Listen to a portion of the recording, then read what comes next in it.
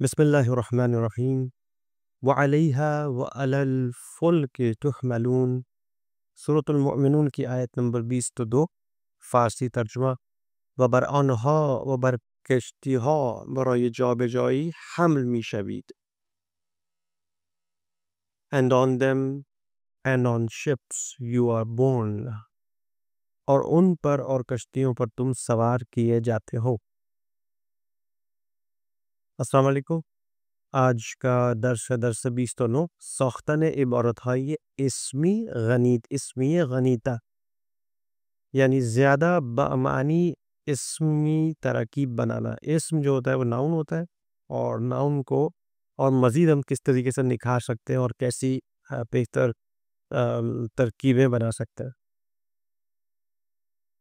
اهداف درس آج کے یہ ہیں کہ در پایان این درس شما قادر خواهید بود که شاخص را بشناسید و از آن برای آوردن القاب و عناوین قبل از اسم استفاده کنید.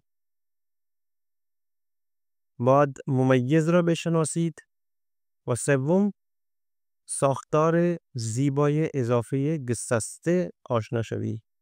یہ 3 ٹاپکس ہم ڈسکس کریں گے: شاخص، ممیز اور اضافی گسستے۔ ٹھیک ہے، اب ہم ان کو پڑھنا شروع کریں گے تاکہ چیزیں ہمارے لیے تھوڑا آسان ہو جائے۔ نمبر 1، پہلی چیز کیا تھی؟ موضوع اول کیا تھا؟ شاخص۔ شاخص میں دراصل یہاں پہ ہم ان اسموں کی بات کر رہے ہیں کہ جو کسی اسم سے وابستہ ہوتے ہیں اور اس سے پہلے آتے ہیں۔ یہ خود اصل میں بھی ناؤن ہی ہوئی ہے، ایڈجیکٹیو بھی ہوتے ہیں، مگر یہ کسی علامت کے بغیر ہی اسم سے پہلے آتے ہیں، اور ایک طرح کے القابات یا جو خطابات ہوتے ہیں اس کو ظاہر کرتا ہے، اور ان کو اسی لیے جملے میں ایک شاخص کا کردار کرنے والا کہا جاتا ہے۔ جیسے مثال کے طور پہ ہم کہتے ہیں امام خمینی خود را خدمت گزار مردم می دانست۔ امام خمینی خود کو عوام کا خادم سمجھتے تھے۔ تو یہ جو لفظ خمینی سے پہلے امام آیا ہے، یہ جو امام ہے یہ ایک لقب ہے یا ایک خطاب ہے جو انہیں ملا تو، اور اسی سے ان کی شہرت اور جو یعنی ان کا معروف ہونا ہے وہ اسی سے ہوا۔ اسی طریقے سے لفظ مطہری سے پہلے، جو کہ آغا مرتضیٰ مطہری بہت مشہور عالم دین، ان کے نام سے پہلے جب آ گیا استاد اس لیے لگ گیا تھا کہ وہ ایک استاد بھی تھے اور انہوں نے جو بھی خدمات انجام دی تو اس کی وجہ سے ایک لفظ استاد ان کے نام سے مخصوص ہو گیا۔ تو استاد مطہری کتاب های ارزشمندی تالیف کرده است۔ استاد مطہری نے گران قدر کتابیں تصنیف کی ہیں۔ تو یہ لفظ استاد بھی یہاں پر یہ وہی شاخص ہے، جیسے امام اوپر شاخص ہے اس طرح استاد۔ اسی طریقے سے دکتر شمران یکی از مردان دانشمند بود۔ ڈاکٹر شمران کیا تھے؟ ایک دانشمند شخصیت تھے۔ تو یہاں پہ لفظ دکتر جو ہے وہ وہی شاخص کا کام دے رہا ہے۔ مثال ہے رائج برائے شاخص۔ شاخص کے لیے جو عام رائج مثالیں ہیں وہ یہ ہیں، جیسے کہ جب ہم کسی کا احترام کرنا چاہتے ہیں تو ہم نام کے شروع میں فارسی زبان میں جو ہے آقا لگاتے ہیں، اردو زبان میں ہم جناب کہتے ہیں۔ استاد، امام، آیت اللہ مثلا، یا حج آقا یعنی حاجی صاحب۔ جب کوئی حج کر کے آتے ہیں تو اس کے بعد لوگوں نے حاجی صاحب کہتے ہیں اردو زبان میں، فارسی میں کہتے ہیں حج آقا۔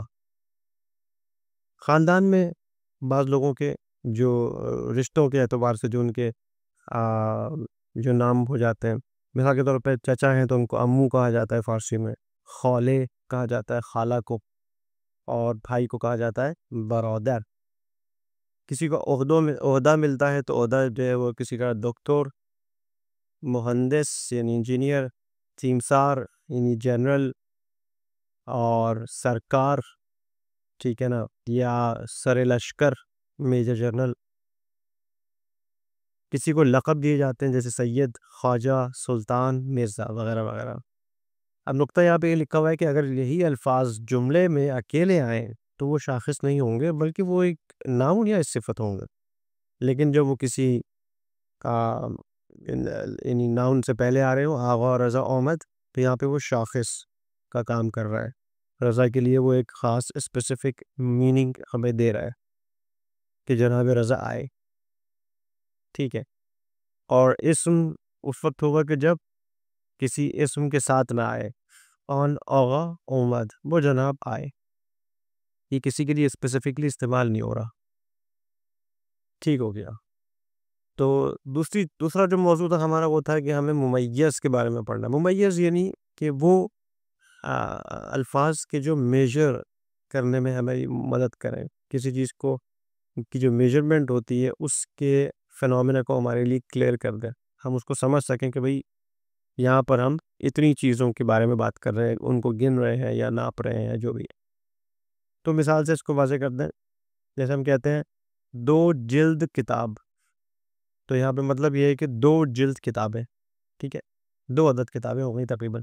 اسی طریقے سے 5 عدد بشقاب، بشقاب کہتے ہیں پلیٹ کو، تو جب 5 عدد بشقاب یعنی 5 عدد پلیٹیں. اسی طریقے سے میتر پارچے، 3 میٹر کپڑا. تو یہاں پہ جو جلد، عدد، متر کے جو لفظ ہیں یہ ممیز کہلاتے ہیں.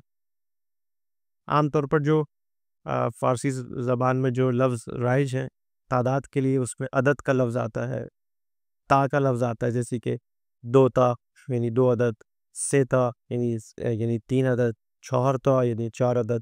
یہ تا کا لفظ عدد کے بعد میں بھی لگتا ہے، اس طریقے سے بھی ہوتا ہے. پھر نفر ہوتا ہے، 1 نفر، 2 نفر، 6 نفر لوگوں کے لیے یوزلی ہوتا ہے. رأس جو ہے وہ عام طور پر جانوروں کے لیے استعمال ہوتا ہے، اور فروند جو ہے وہ جہاز اور کشتی وغیرہ کے لیے.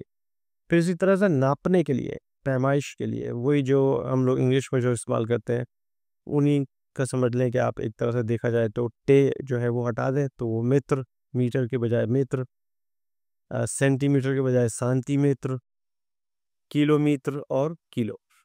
اسی طریقے سے مقدار کے لیے جلد، دستگاہ، جفت یعنی جوڑا، جوڑے کے لیے، حلقے یعنی کہ کسی چیز کی جو گولائی ہوتی ہے اس کے لیے، انگوٹھی، ٹائر وغیرہ کے لیے.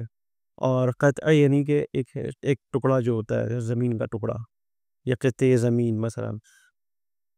تو مثالیں ہیں کہ 10 تا ماشین، 10 تا ماشین یعنی کہ 10 گاڑیاں. 6 کلو میوے یعنی 6 کلو پھل. 50 کلومیٹر راہ یعنی کہ 50 کلومیٹر کا راستہ. اور یہ جفت کفش یعنی کہ ایک جوڑا جوتے. اس کے بعد ہمارے پاس تیسرا جو ٹاپک ہمیں ڈسکس کرنا تھا وہ ہے اضافی گسستے. اضافی گسستے جو ہے دراصل اسے یہاں کیا ہوتا ہے کہ ان جملوں میں پہلے مضاف الیہ بغیر اضافت کی علامت کے مضاف سے پہلے آتا ہے، اور ایک ضمیر مضاف کے ساتھ آ کے جڑ جاتی ہے، اور جو اشارہ کر رہی ہوتی ہے دراصل مضاف الیہ کی طرف. تو اس طرح کی جو اضافت ہوتی ہے اسے اضافت گسستہ یا جدا اضافت کہتے ہیں. اور اس پہ کیا ہوتا ہے کہ مضاف و مضاف الیہ کے درمیان میں ایک ڈسٹنس آ جاتا ہے، اس کے بیچ میں کچھ اور چیز آ جاتی ہے، ایک فاصلہ پیدا ہو جاتا ہے. تو اس کی ساخت ایسے ہوتی ہے کہ جیسے مضاف الیہ پلس مضاف پلس ضمیر متصل. تو آئیے اس کو مثال سے سمجھتے ہیں.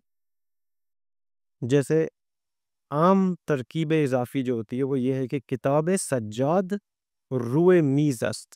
یہ عام ترکیب اضافی، یعنی عام طور پر ہم اسی طریقے سے بتاتے ہیں کہ بھئی اگر ہم سجاد کی کتاب کے بارے میں بات کر رہے ہوں کہ سجاد کی کتاب میز پر ہے، تو ہم فارسی زبان میں کہیں گے کہ کتاب سجاد روئے میز است. مگر ہم اس کو ترکیب اضافت گسستے میں بھی بیان کر سکتے ہیں. یہ ایک سمجھ لیں کہ ایک فارمولا ہے، ایک نیا فارمولا ہے. اسی جملے کو ہم ایک نئے طریقے سے بھی بیان کر سکتے ہیں. ہم یہ کریں گے کہ سجاد جس کی کتاب تھی اس کو سب سے پہلے لے آئیں گے جملے میں، یعنی کہ جو مضاف ہے مضاف الیہ جو ہے اس کو لے آئیں گے سب سے پہلے. تو یہاں پہ سجاد آ گیا، اس کے بعد قوما، اور پھر ہم نے لکھا کتابش. کتابش کا مطلب یہ ہوا کہ اس کی کتاب.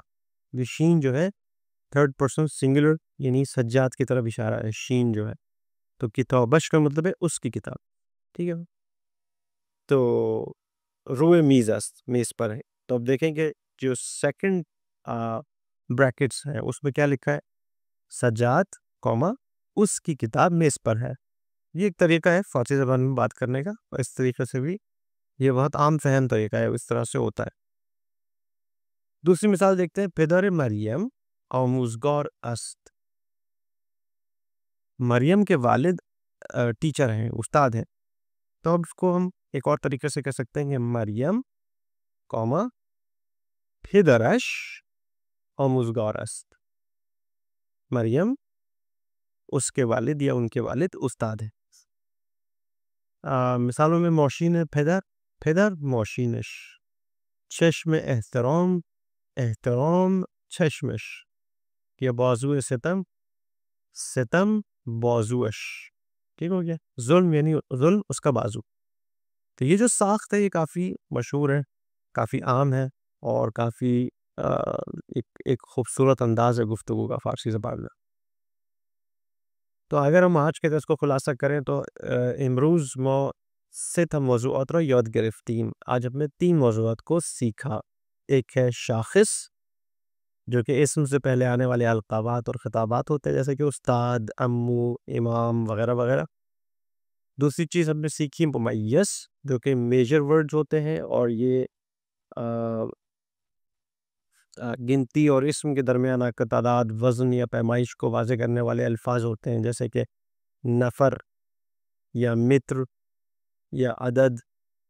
اور تیسرا موضوع ہم نے جو سیکھا وہ تھا اضافی گسستے، یعنی